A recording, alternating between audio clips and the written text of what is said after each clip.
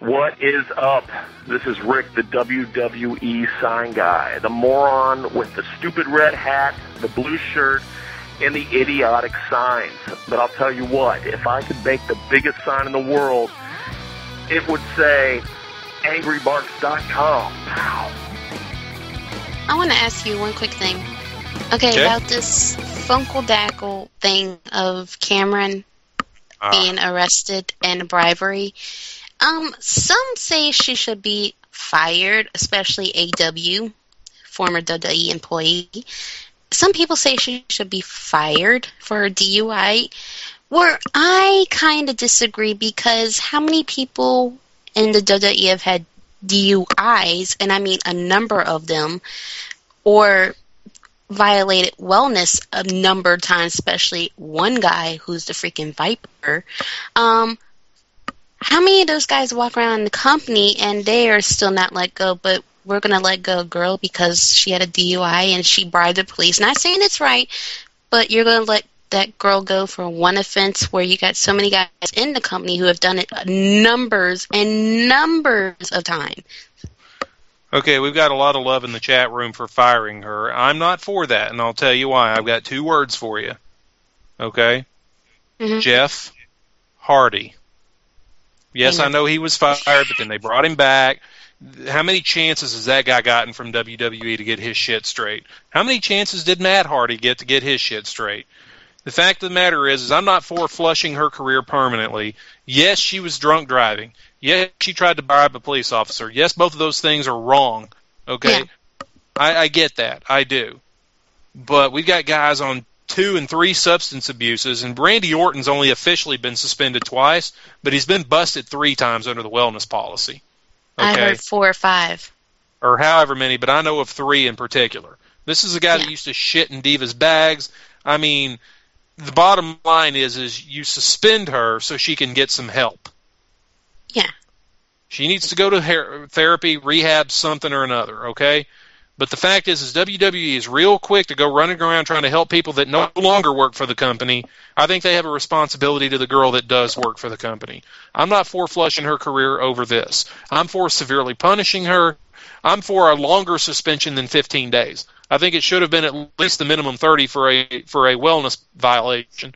And I think alcohol ought to be added to the wellness policy, for the simple reason that I don't want drunk people in the ring flipping each other around any more than I want somebody who's stoned in there doing it. Yeah. Okay? Well, see, the thing is, you know, no, I'm not condoning anything she did. I know it's wrong. She knows it's wrong. And the bribing part, apparently she did that. No one really knows if it's for true, because the police didn't press any charges against her for bribery. So it's just alleged.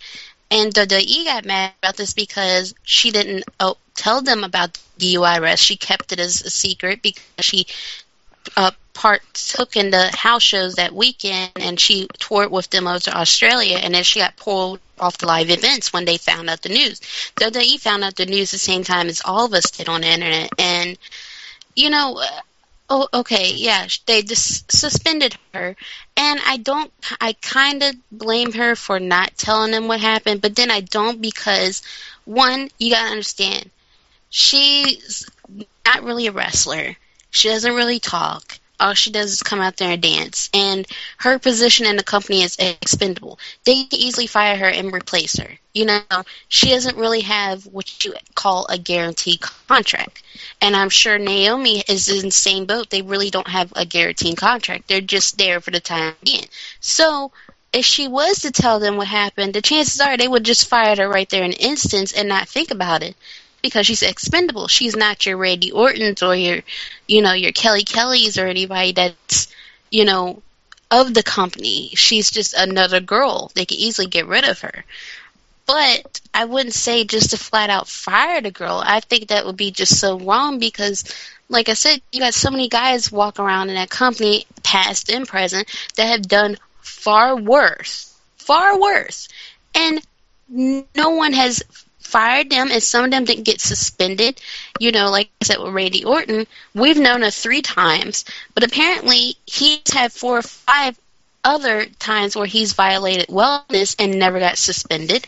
You know, we've had your Jeff Hardys, we had your Matt Hardys, we had your Kurt Angles, we had, you know, Rob we had so Van many Dam. guys, Rob Van Dam. I mean, you've had so many guys in that company, past and present, done far worse than her being busted for DUI.